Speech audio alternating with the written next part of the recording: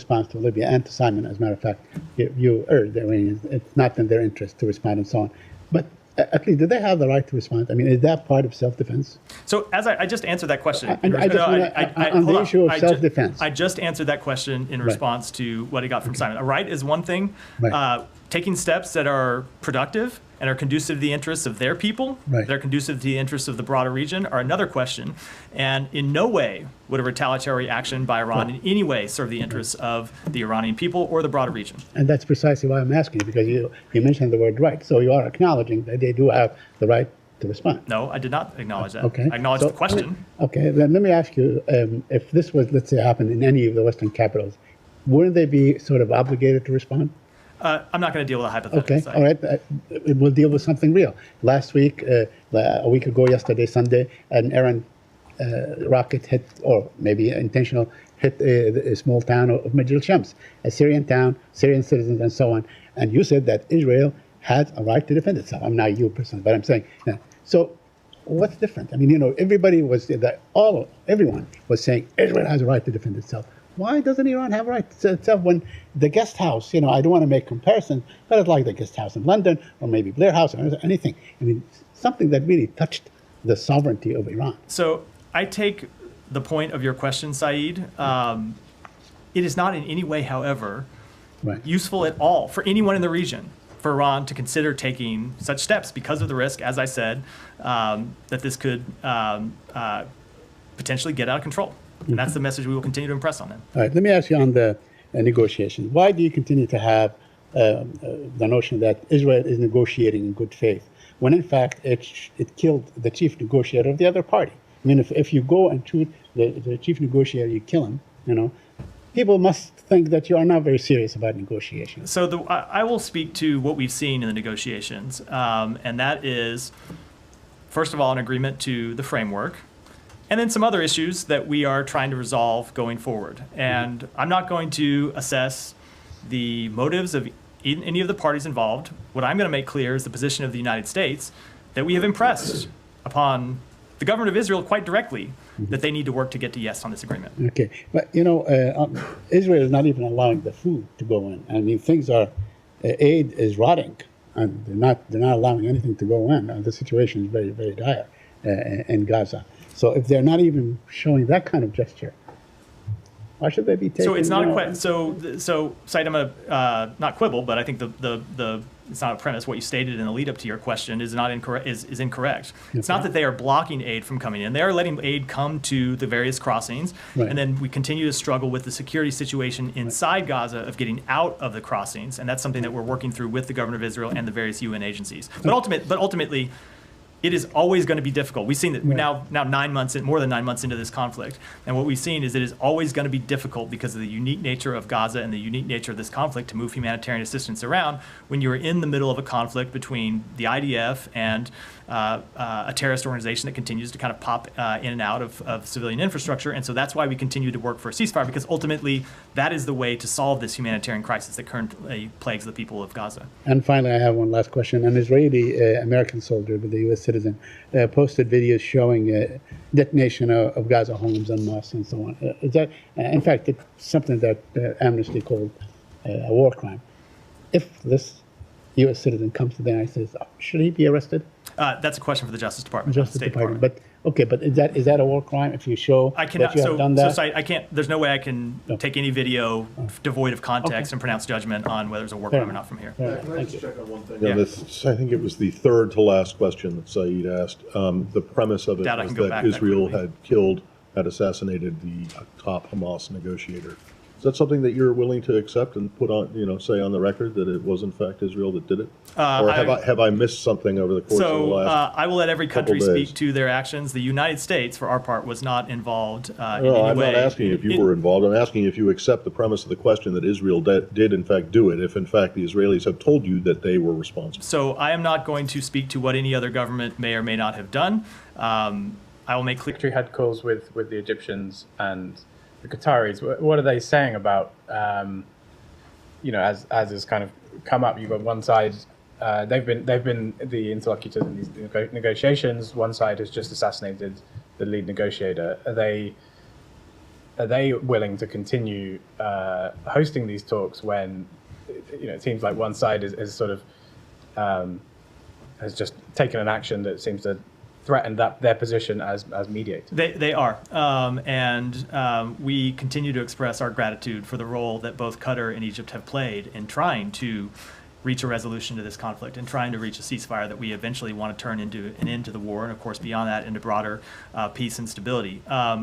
Both of those two governments have put an extraordinary amount of work into reaching a ceasefire, as we have put an extraordinary amount of work, and they remain committed to trying to push forward in negotiations and reach an ultimate deal. And just on the question of an Iranian response, so in April, there was an attack on an Israeli attack on an Iranian diplomatic facility or consulate facility. I think at the time there was never a conclusion from the US whether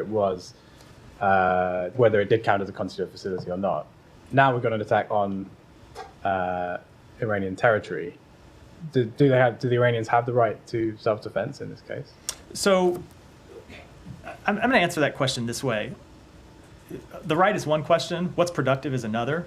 And ultimately, we don't think it's productive or conducive to anyone's interests, including Iran's, to conduct further actions, be they retaliatory or not.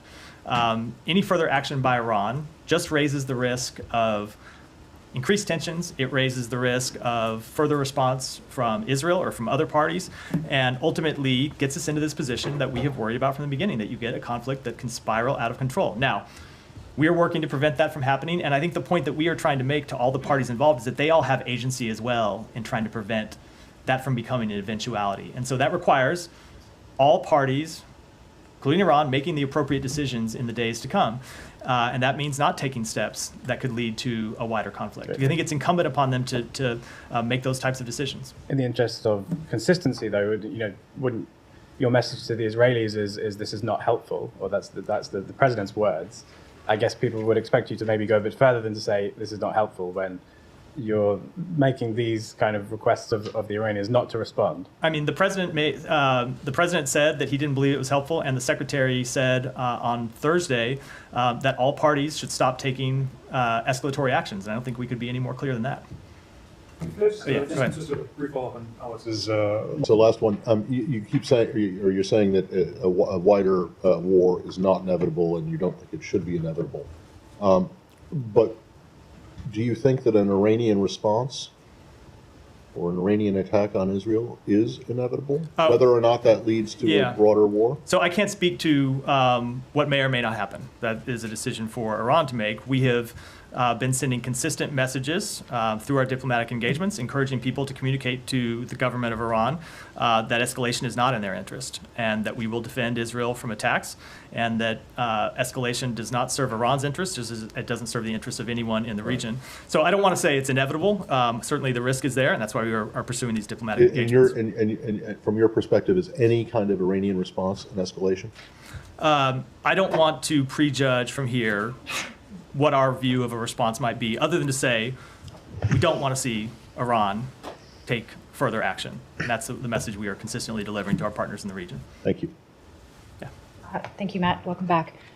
Given some of the tough rhetoric that we've seen reported between the U.S. and Israel, specifically about whether the U.S. would bail out Israel should it escalate another time after this one, are there any limitations being placed on U.S. involvement in what's expected to develop in the coming days? So I don't know what you mean by limitations. We have made clear that we will defend Israel against attacks from Iran, against attacks from terrorist groups. That is part of our longstanding ironclad our ironclad commitment to Israel's security. At the same time, as I made clear in my opening comments, as the Secretary made clear in comments he made on the road last week, we don't want to see any party take steps to escalate this conflict. By limitations, I mean there's a difference between intercepting and defensive actions versus engaging in counterstrikes or even preemptive strikes, which have been floated by the Israelis as a possibility. Is there anything that the U.S. is drawing lines in front of in terms of those actions? So I'm not going to get into the conversations that we have with any of our allies or partners in the region, other than to say, there's a general rule, we don't want to see escalation. And that is a statement that applies to all parties to this conflict.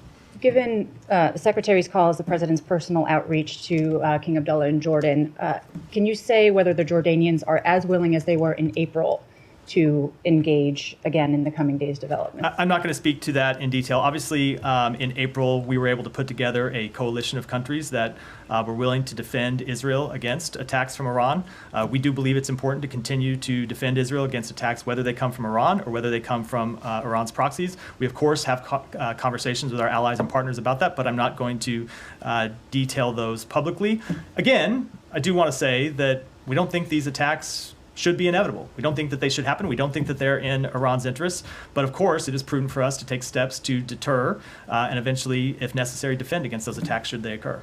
Without specifying countries individually, are you confident that you have at least the same level of coalition that you had assembled in April? I just don't want to speak to it publicly. We are committed to the defense of Israel against attacks from Iran and its proxies, and I think I'll leave it at that. Okay, 2 more questions. One, are there any preparations being made to evacuate U.S. citizens from Lebanon at this stage? So we always plan for all contingencies, and that's not just a statement I would make today. That is something that we have has been clear since October 7th. We have planned for all of the possible contingencies, including the broadening of this conflict, including the escalation of this conflict.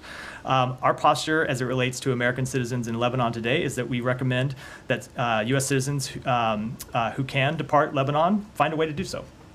Okay, but nothing specific on the potential of an evacuation? I don't have anything to announce here, but as I said, we always prepare for all contingencies. Jordan has, of course, been heavily engaged with the Iranians as well. President Biden had a call today with his counterpart in Jordan. Can you say if any messages to Iran have been disseminated through the Jordanians or any other channel urging de-escalation? So I will let all of the countries in the region speak to what diplomatic engagements they might have had with Iran. But obviously, one of the points of the engagements that we have had is to urge countries to pass messages to Iran and urge countries to make clear to Iran that it is very much not in their interests to escalate this conflict, that it is very much not in their interests to launch another attack on Israel.